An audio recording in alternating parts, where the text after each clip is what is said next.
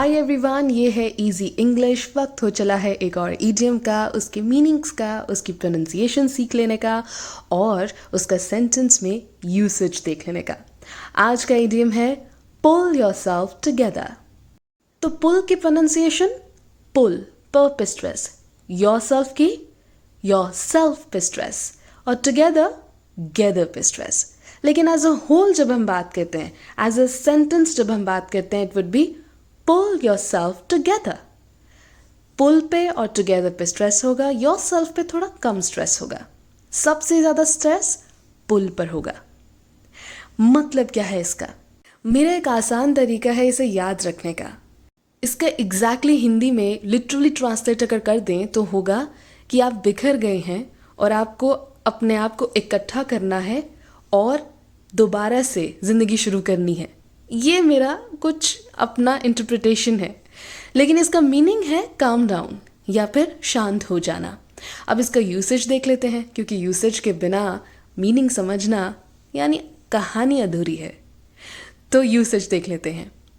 Do not cry in front of strangers.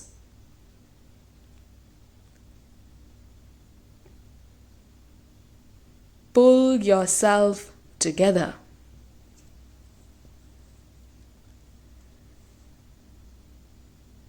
अब यहीं से पता चल रहा है मीनिंग का, है ना?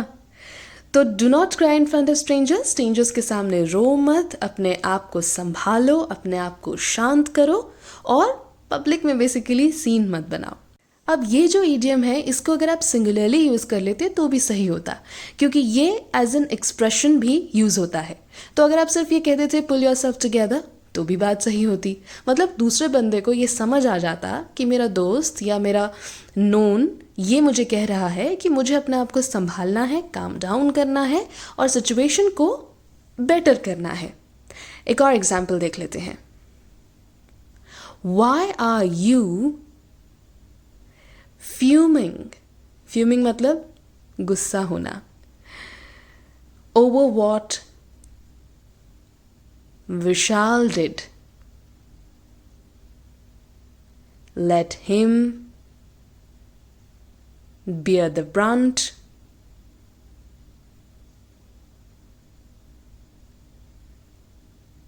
And you